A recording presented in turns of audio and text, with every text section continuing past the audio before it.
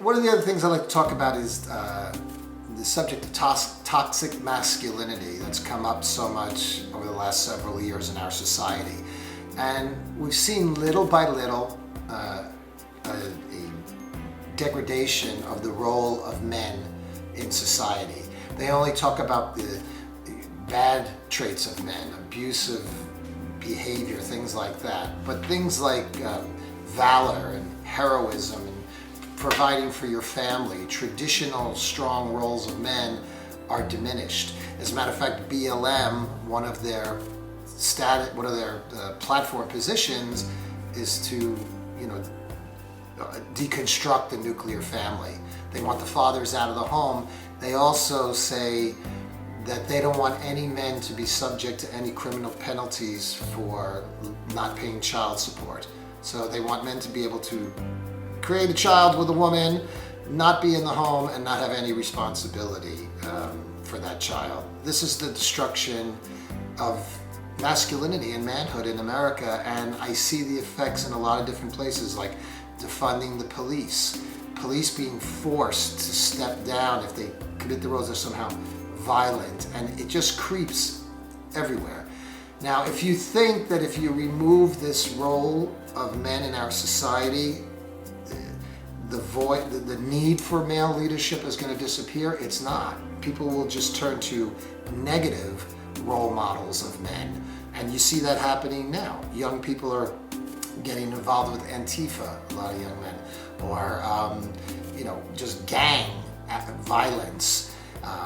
So all of this, they're still looking for role models, but they'll follow oppressive or negative ones.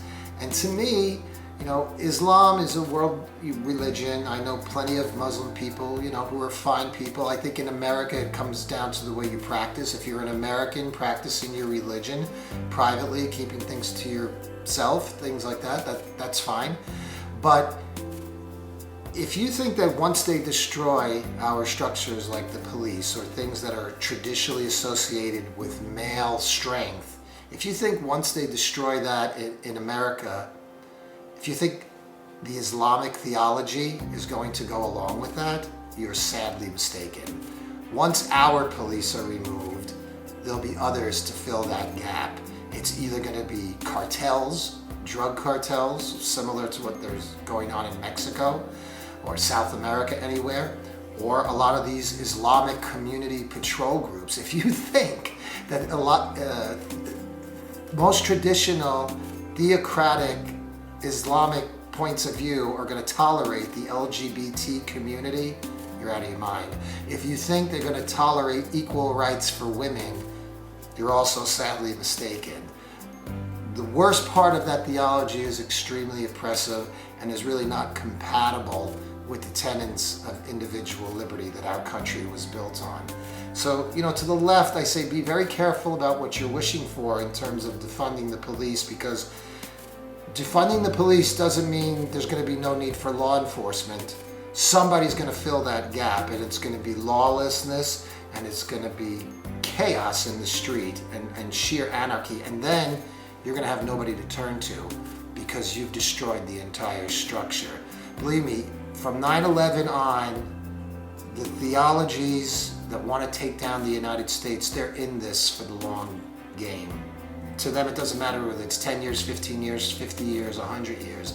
They're in this for the long game. We cannot roll over and keep our eyes closed to what's actually happening in our society. I'm Nicholas Tutora, and I approve this message. Paid for by Tutora for Congress.